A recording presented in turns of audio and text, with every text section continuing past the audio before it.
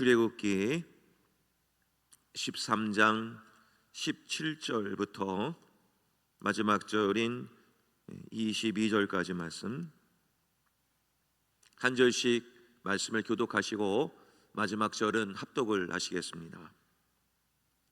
바로가 백성을 보낸 후에 블레셋 사람의 땅의 길은 가까울지라도 하나님이 그들을 그 길로 인도하지 아니하셨으니, 이는 하나님이 말씀하시기를 이 백성이 전쟁을 하게 되면 마음을 돌이켜 애굽으로 돌아갈까 하셨음이라.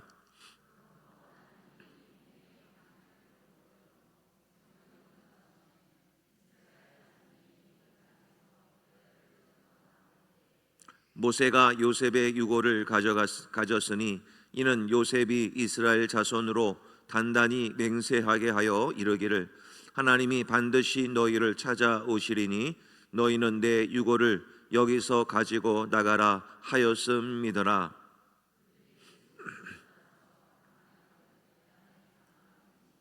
여호와께서 그들 앞에서 가시며 낮에는 구름 기둥으로 그들의 길을 인도하시고 밤에는 불기둥을 그들에게 비추사 낮이나 밤이나 진행하게 하시니, 낮에는 구름 기둥 밤에는 불기둥이 백성 앞에서 떠나지 아니하니라.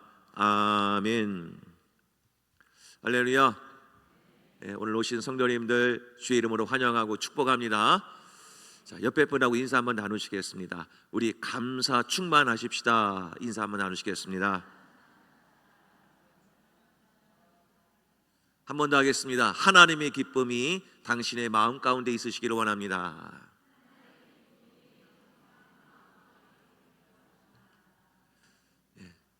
할렐루야. 오늘 이렇게 여러 성도님들도 뵙게 돼서 또 감사드립니다. 새벽에도 뵙고 또 오전에도 뵙고, 또 이렇게 하나님께서 이전을 또 예배하는 장소로 세워주신 또 하나님께 감사드리고, 또 이곳에서 또 말씀으로 충만하며 또 기도하면서 하나님의 응답을 모두 받으시기를 바랍니다. 자, 오늘 말씀은 이제 말씀 제목이 구름 기둥과 불 기둥이라는 말씀의 제목으로 또 함께 은혜를 나누겠습니다. 지름길이라는 말 혹시 아시지요? 지름길. 사전적 정의는 이렇게 정의를 내리고 있습니다. 멀리 돌지 않고 가깝게 질러 통하는 길. 멀리 돌아가지 않고 가깝게 질러서 통과하는 길을 지름길이라고 사전적 정의를 말하죠. 한마디로 쉽게 말하면 가장 쉽고 빠른 방법을 비유적으로 이르는 말, 그것이 바로 지름길이라고 합니다. 때로는 이 지름길이라고 하는 것은 여러 비유를 하면서 빗대어서 또 말로 표현하기도 하죠. 성공과 출세를 하기 위해서는 지름길로 가야 된다, 이런 말을 또 많이 사용하곤 합니다. 그런데 이 말을 한번 곰곰이 생각을 해보셨으면 좋겠습니다. 지름길로 가는 것이 꼭 성공과 출세를 보장하는 것일까요? 한번 이 질문을 우리의 마음속에 던져 놓아 보시길 바랍니다. 지름길. 가까운 비유를 들자면, 요즘 들어서 우리 학생들에게는 영재학습이라는 것이 굉장히 많이 되어 있고, 또 선행학습, 그런 것들을 갖추어서 미리미리 또 지름길로 가기 위해서 나름대로 열심히 공부하고 있습니다. 물론 이것이 저는 틀리다 맞다 라는 차원에서 말씀드리는 것이 아니라, 지름길이라는 단어를 놓고 보았을 때 과연 그 지름길의 끝에는 성공과 출세를 보장할 수 있겠는가 라는 질문 앞에는 우리는 꼭 아니다라고 이렇게 대답할 수가 있을 것입니다. 왜냐하면 지름길의 끝에는 우리는 알 수가 없기 때문입니다. 그래서 그런데도 많은 사람들은 지금도 지름길을 찾고 있고, 또 지름길로 걸어가려고 많은 사람들이 노력을 하고 있습니다. 그런데 지름길이라고 하는 의미 속에는 이런 의미가 숨겨져 있습니다. 목표 지향적이다. 왜 지름길로 가겠습니까? 먼저 가려고, 먼저 도착하려고, 먼저 성공이나 어떤 성취를 이루기 위해서 지름길을 걸어가게 되어 있습니다. 그러니까 이 지름길은 목표 지향적이기 때문에 무엇이 소홀할 수 있느냐? 과정에서의 노력을 소홀히 할 수 있다는 것입니다. 과정으로서 지켜나가고 과정으로서 겪어서 경험하게 되는 그런 모든 경험들을 놓칠 수도 있다는 것이죠. 그래서 우리는 이 지름길이라는 것이 꼭 우리에게는 성공이나 출세를 보장하는 것은 아니다라는 것을 우리는 알 수가 있습니다. 또한 헬스장에 가보면 개인적으로 PT를 또 이렇게 받다 보면 트레이너 분들이 꼭 하시는 말씀들이 하나 있죠. 뭘 제일 많이 말씀하시냐면 한 번만 더. 맞죠? 한 번만 더. 나는 처음에는 몇 킬로짜리를 들었는데 안 되겠다. 나는 거뜬하게 몇 킬로짜리를 옮겨서 확 들어야겠다. 그런데 트레이너분들은 꼭 얘기하죠. 아주 쉬운 무게부터 시작을 하는데 한 번만 더. 그러니까 사람들에게는 이 마치 헬스장에서 일어나는 일들에 대해서 한번 우리가 잘 적용을 한번 해봤으면 좋겠습니다. 사람의 이 근육이라는 것은 항상성을 유지하려고 합니다. 더 이상 나가지 않으려고 한계까지 이르게 되죠. 그런데 그 항상성에서 한 번만 더 하게 되면 그 시간 이후부터는 또 다른 근육이 생기게 되죠. 1만 시간의 재발견이라고 하는 책을 쓴 저자 안데르스 에릭슨이라는 사람이 한 번만 더에 있어서의 그 항상성 개념을 이렇게 표현했습니다. 컴포트 존. 그러니까 좀 안전지대라고 할 수 있겠죠. 컴포트 존. 그러니까 사람이라는 것은 이 컴포트 존을 벗어날 수 있을 정도로 압박 강도를 높여야 하지만이 우리 몸은 변화하고 근육을 만들 수 있다라고 하는 것입니다. 처음부터 무리하게 막 과중한 몸무게를 한꺼번에 하지 말고 한 번만 더의 개념으로 조금씩 그 컴포트 존을 벗어나게 되면 아주 훌륭한 근육과 건강한 몸을 유지할 수 있다라고 말하곤 합니다. 우리의 인생도 마찬가지입니다. 많은 사람들이 성공을 위한 지름길을 찾지만 성공하는 데 있어서는 지름길은 없습니다. 성공의 계단은 반드시 한 계단씩 오를 때에만 그 성공을 보장할 수 있습니다. 그만큼 과정이 중요하다는 사실이죠. 우리들이 잘 아는 유명한 셰프들, 눈 감고도 오이나 당근을 채 썰듯이 쫙 속도를 맞추어서 써내죠. 그렇게 될 수 있는 과정까지 그 결과를 이루기 위해서는 얼마나 숱한 과정들을 겪어야만 하겠습니까? 천천히 하나씩 때로는 자로 1mm, 2mm 재가면서 그런 써는 연습을 하는 과정들이 있었기 때문에 지금의 단계를 유지할 수 있는 것이 아니겠습니까? 자, 이스라엘 백성은 지금 출애굽을 했습니다. 출애굽을 했으면 하나님이 원하시는 목적지가 어디입니까? 바로 젖과 꿀이 흐르는 땅 가나안 땅입니다.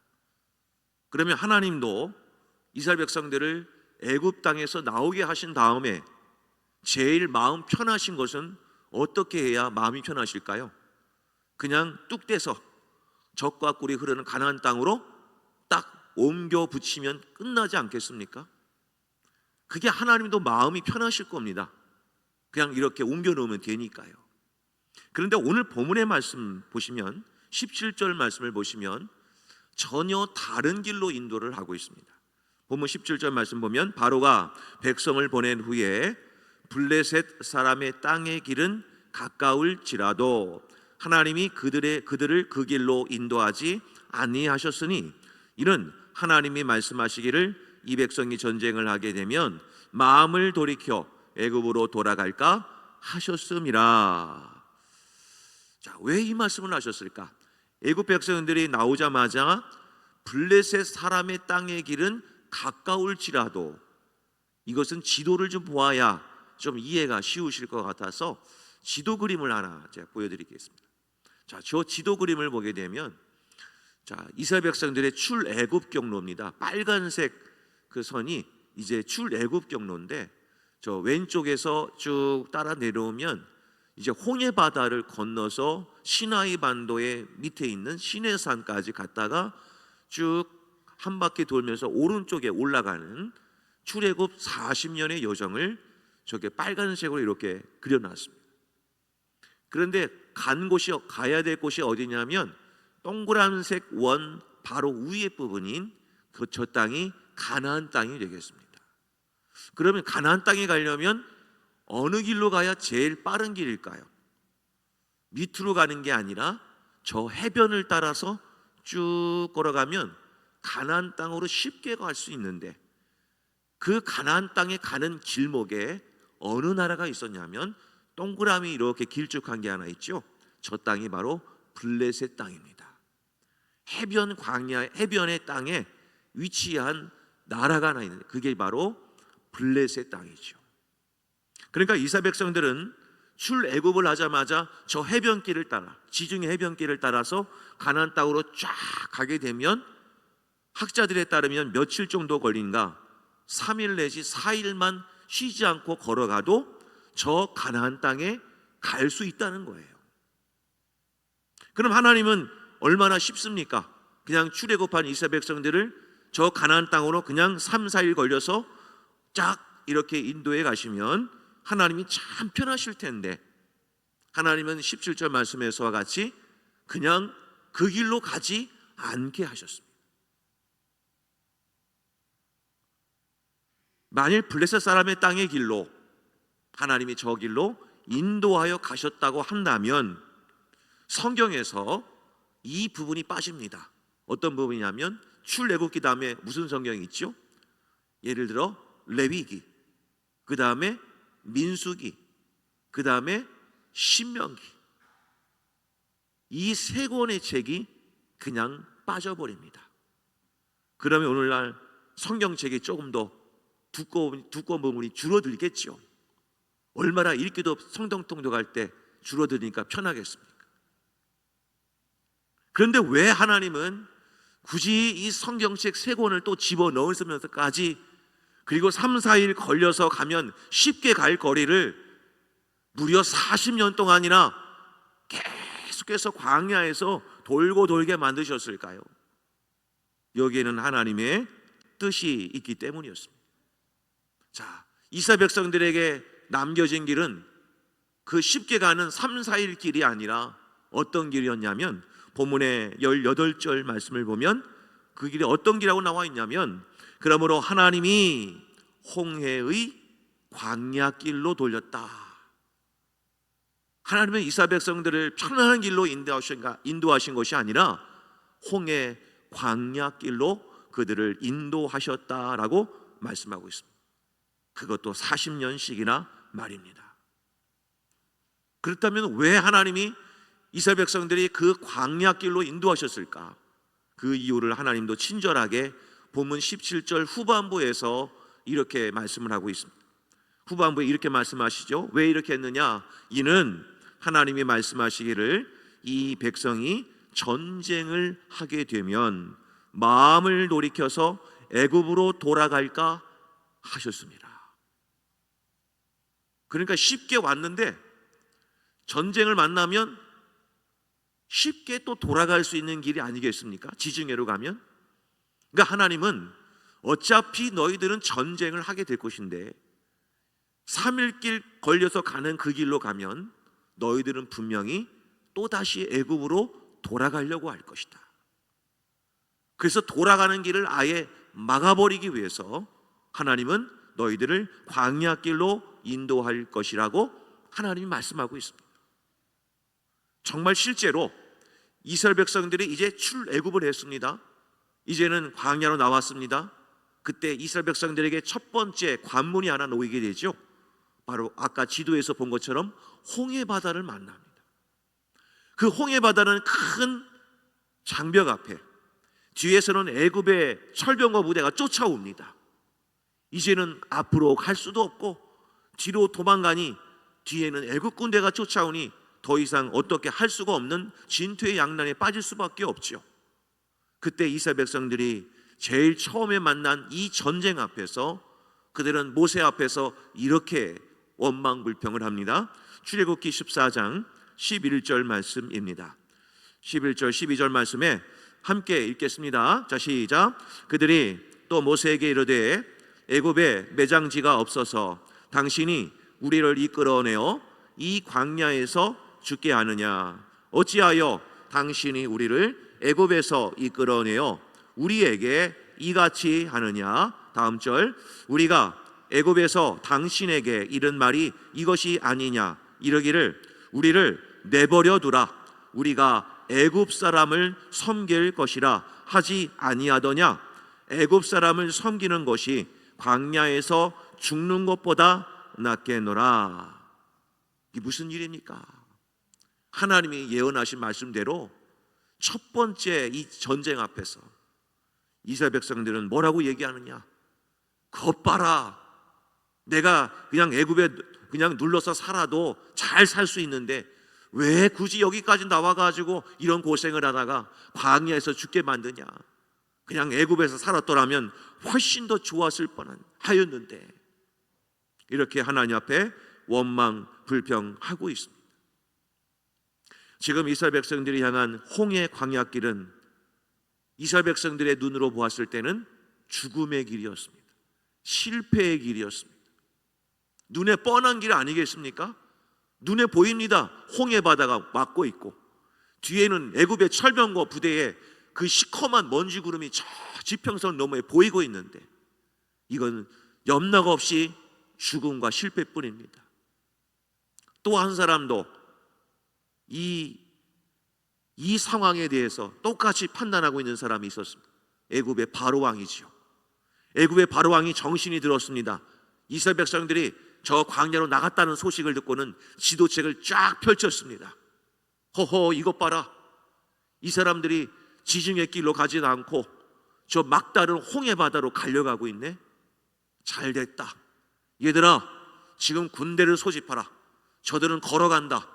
우리들은 철병과 마병을 이끌고 저들을 쫓아가면 저들은 꼼짝없이 이제는 갇힌 신세가 될 것이다 하면서 다음과 같이 얘기하는 게 출애굽기 14장 3절에 보면 뭐라고 얘기하느냐? 저들은 광야에 갇힌 바 되었다.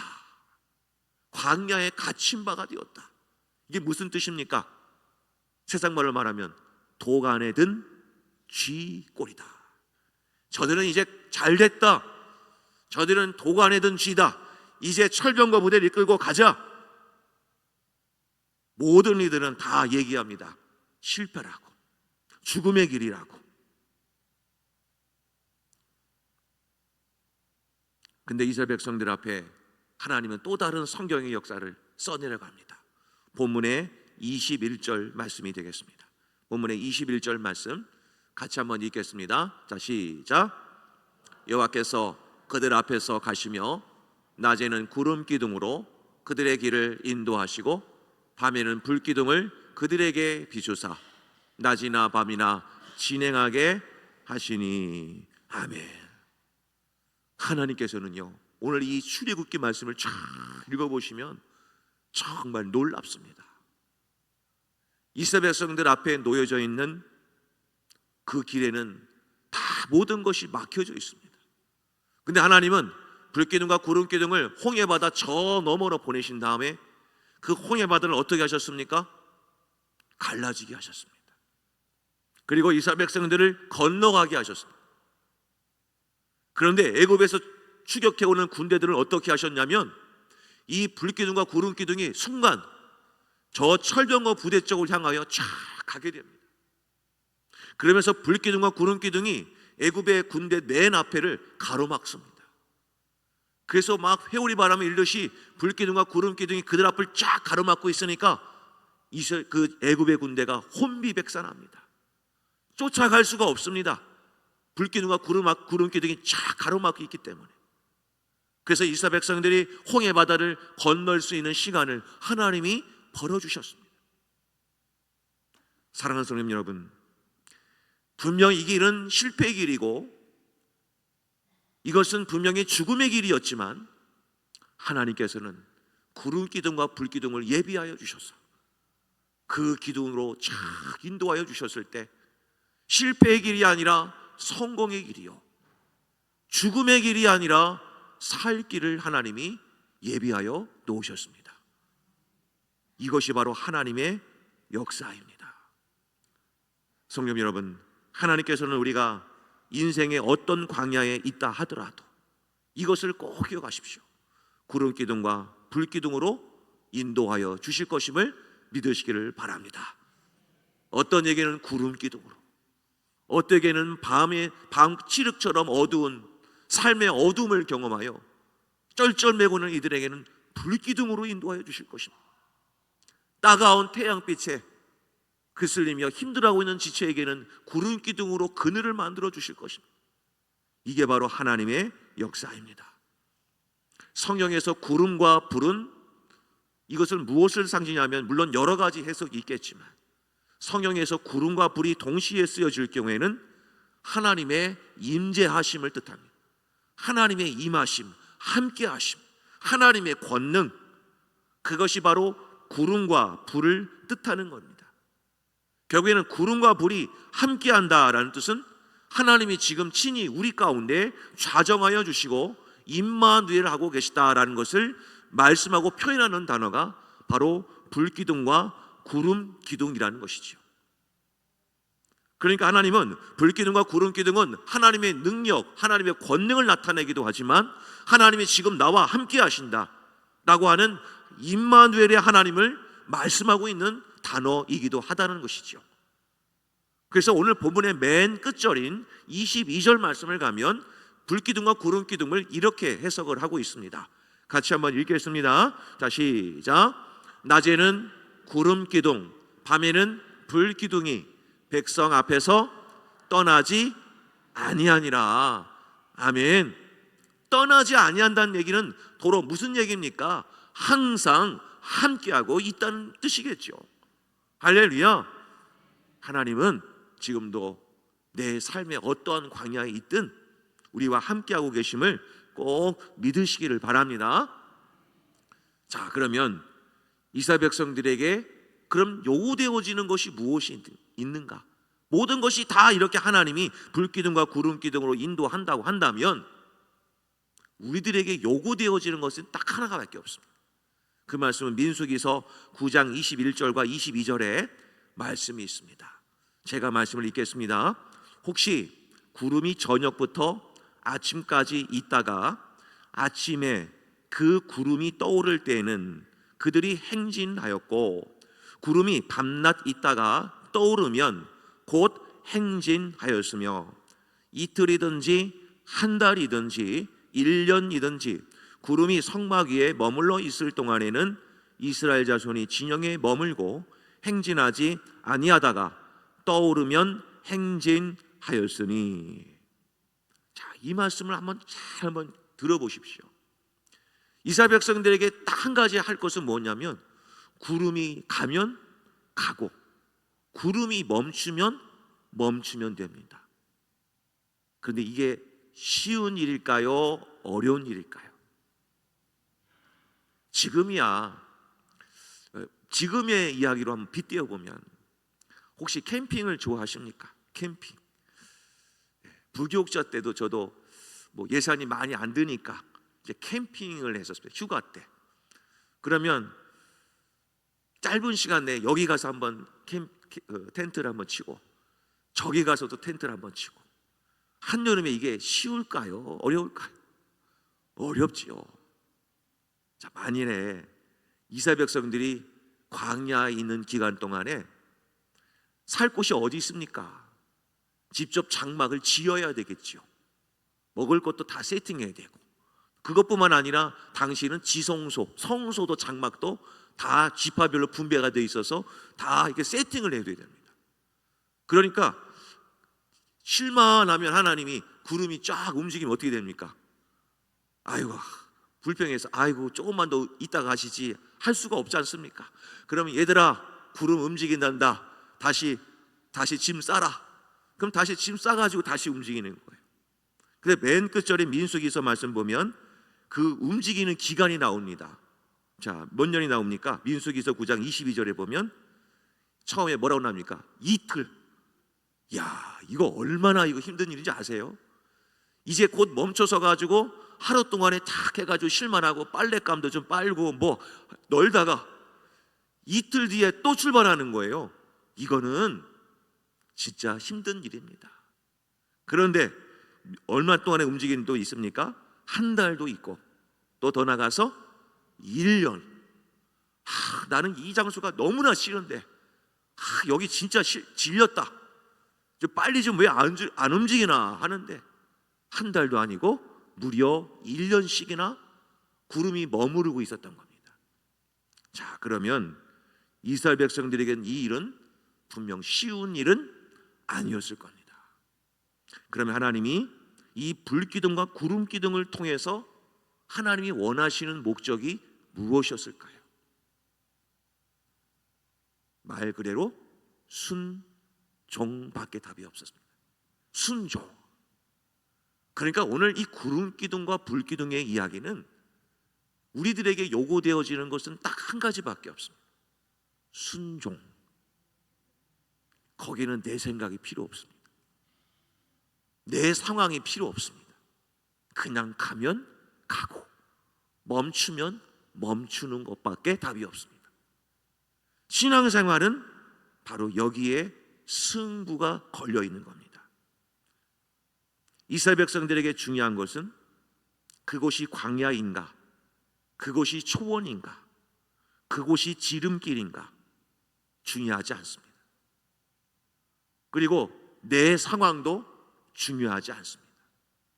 오로지 이스라엘 백성들에게 중요한 것 한 가지, 그 길이 하나님이 인도하시는 길인가 아닌가, 그것밖에 없습니다. 하나님께서는 이스라엘 백성들에게 이것을 깨닫게 하시기 위해 순종의 길을 하나님이 허락하신 겁니다. 이스라엘 백성들이 가나안 땅에 들어가기까지 배운 것은 무엇이었냐면 어떤 전쟁 방법을 배운 것도 아니고 어떤 전투적인 기술을 배운 것도 아니고 장막 치는 요령, 장막 치는 기술을 배운 것도 아니고 물이 없을 때 어디 가면 물을 파면, 땅을 파면 우물이 나온다는 그런 기술을 배운 것이 아니라 오직 한 가지만 배웠습니다. 순종만 배웠습니다. 성도 여러분, 우리들도 인생의 나그네 길을 걸으면서 우리는 늘 부족하고 결핍을 경험하며 살게 되죠. 그 결핍의 문제를 해결하기 위해서 저마다 지름길을 찾으려 얼마나 노력을 하고 있습니다. 이 길로 가면 인생의 행복을 맞이하겠지, 저 길로 가면 좀 더 다른 사람들보다 더 행복한 삶을 살 수 있을 거야. 그런 여러 번의 시도를 해보지만 우리의 만족함을 누릴 수는 없었습니다. 성도 여러분, 우리는 오늘 이 말씀을 가지고 한 가지 깨달아야 될 것은 내 삶 앞에 놓여진 여러 문제들, 광야라고 하는 삶의 자리 앞에서 문제를 해결하려고 하는 그런 사람이 되지 말고, 한번 따라해 보실까요? 문제를 해결받는 사람이 되자. 할렐루야. 그 문제를 해결하려고 하는 사람이 되지 말고 문제를 해결받는 사람이 되십시오. 간단합니다. 순종입니다. 지금 어떻고 저떻고 막 이렇게 하자 저렇게 하자 중요한 게 아닙니다. 하나님은 순종하는 사람을 통하여 일하십니다. 그것을 꼭 기억하시고 오늘 내 삶의 자리가 어떠하든 하나님 말씀하여 주시옵소서. 그 말씀대로 내가 순종하겠습니다. 내 삶이 어떠하든 말씀 하나 내가 믿고 갈 테니 하나님 그 길 끝에는 하나님이 예비하신 길을 제게 보여 주옵소서. 욥이라고 하는 인물도 정말 암울하고 절박한 상황 속에서 이런 말을 하죠. 욥기서 23장 10절부터 12절에 이런 말씀이 있습니다. 제가 말씀을 읽겠습니다. 그러나 내가 가는 길을 그가 아시나니 그가 나를 단련하신 후에는 내가 숨근같이 되어 나오리라. 내 발이 그의 걸음을 바로 따랐으며 내가 그의 길을 지켜 치우치지 아니하였고 내가 그의 입술의 명령을 어기지 아니하고 정한 음식보다 그의 입의 말씀을 귀히 여겼도다. 이런 욥의 고백이야말로 우리들의 고백이어야 합니다. 하나님의 말씀을 잘 순종하며 따르시기를 바랍니다. 내가 걷는 그 길은 내가 아는 게 아니라 그가 아시나니 하나님만이 아시는 줄 믿으시기를 바랍니다. 남들이 볼 때는 멀리 돌아가는 인생이라 남들이 그렇게 바라볼지 몰라도 순종하는 인생에는 하나님이 약속하신 그 길을 반드시 걷게 될 줄로 믿으시기를 바랍니다. 그러니까 내 눈으로 지름길이라 여기지 마시고 내 눈으로 이 길은 실패의 길이다, 죽음의 길이다 함부로 좌절하지 마시고 하나님 말씀 앞에 순종해 보십시오. 반드시 하나님이 복된 길로 인도해 주실 줄로 믿으시기를 바랍니다. 자, 그러면 오늘 말씀은 이렇게 불기둥과 구름기둥으로 이렇게 끝을 냈지만, 자, 성도 여러분, 지금 우리 시온성교회 밖을 나가면 구름기둥, 불기둥이 있습니까? 없습니까? 있습니까? 없습니까?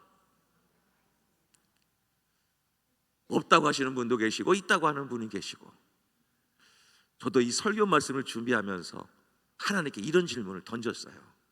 하나님, 불기둥과 구름기둥의 이야기는 제가 잘 알겠습니다.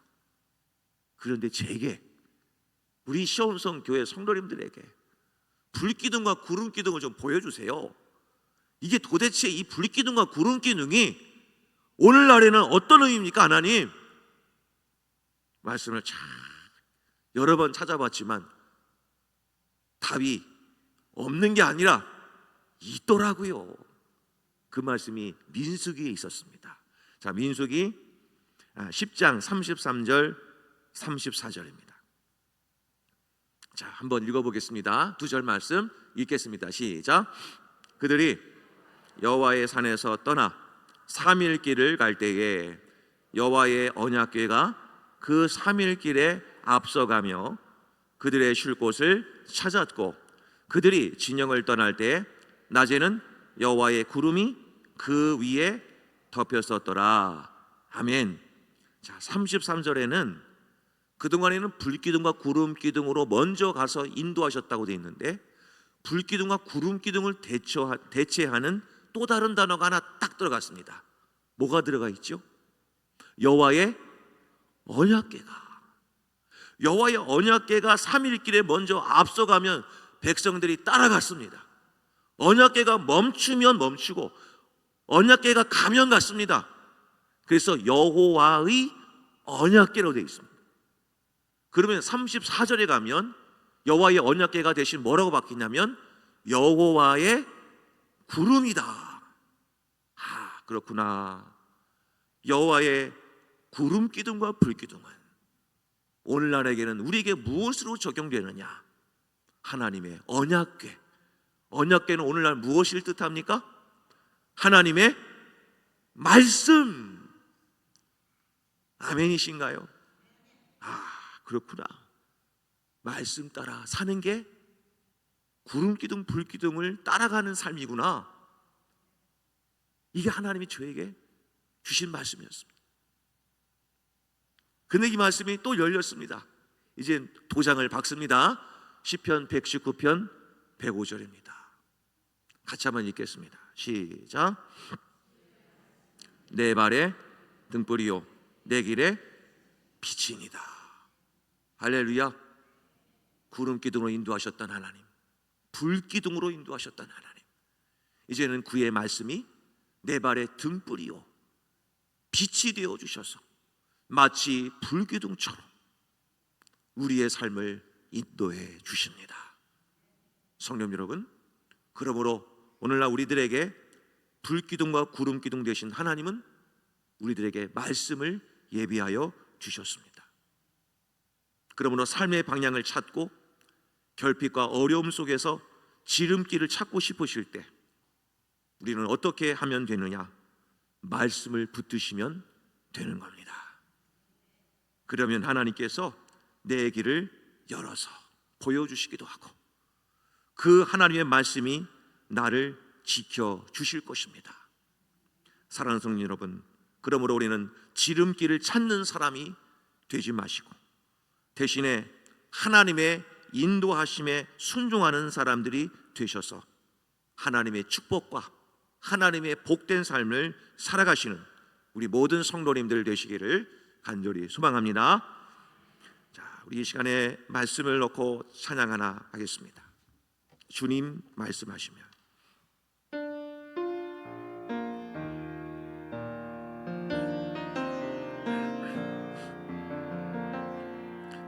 주님 말씀하시면 내가 나가리다.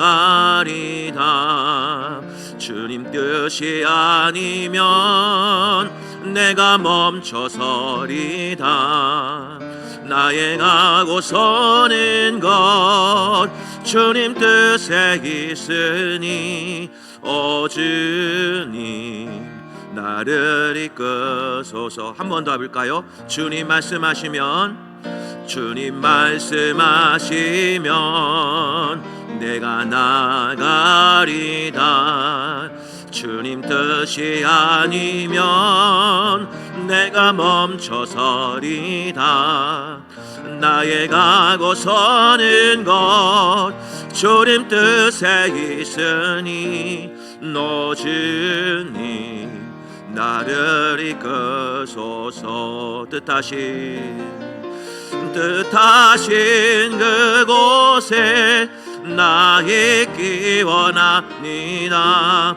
이끄시는 대로 순종하며 살리니 연약한 내 영혼 동하여 일하소서. 주님 나라와 그 뜻을 위하여 뜻하신 그곳에 나 있기 원합니다. 이끄시는 대로 순종하며 살리니 연약한 내 영혼 동하여 일하소서. 주님 나라와 그 뜻을 위해 한 번 더 합니다. 뜻하신 그곳에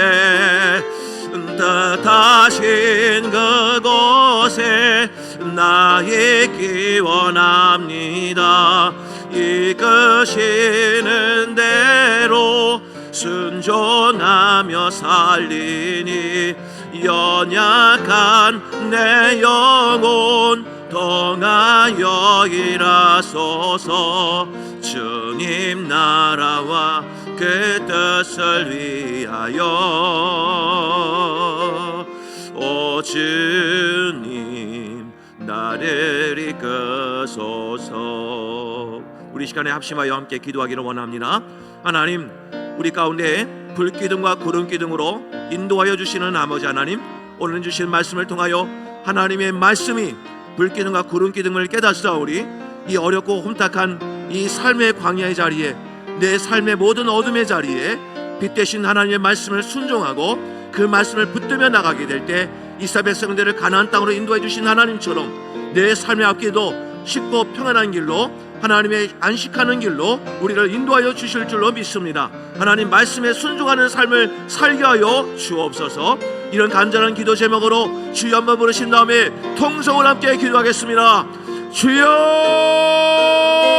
주여! 아버지 하나님 감사합니다. 오늘도 저희들에게 귀한 은혜의 말씀을 주셔서 이스라엘 백성들이 빠르고 쉬운 길인 블레셋으로 갈 수 있는 길이었지만 하나님 그 길을 하나님 막으시고 홍해의 광야 40여리의 길을 돌리셨습니다.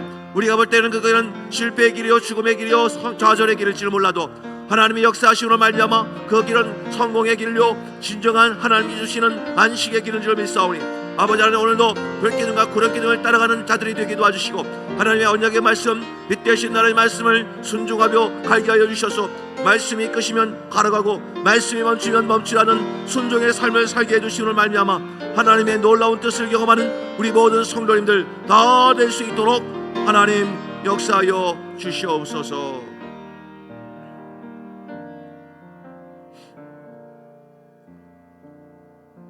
하나님 아버지, 감사합니다.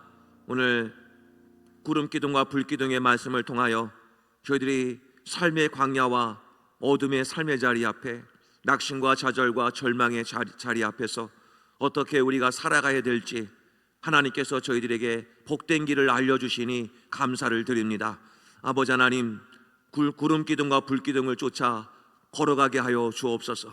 기둥이 멈추면 멈추고 기둥이 움직이면 움직이듯 하나님 앞에 온전한 순종을 할 수 있도록 은혜를 베풀어 주시옵소서. 하나님, 오늘날 구름기둥과 불기둥이 바로 하나님의 말씀을 기억하여 그 말씀이 움직이면, 말씀이 뜻하는 바가 있으면 그 말씀대로 순종하며 살게 하여 주셔서 하나님께서 원하시는 복된 삶을 살아갈 수 있도록 하나님 인도하여 주옵소서. 그리하여 연약한 내 영혼, 이 말씀을 통하여 걷게 될 때 하나님의 크고 은밀한 역사, 강한 승리의 역사를 경험하여 하나님께 영광 올려드리는, 그리고 하나님의 안식을 경험하는 우리 모든 성도님들 되게 하여 주시옵소서.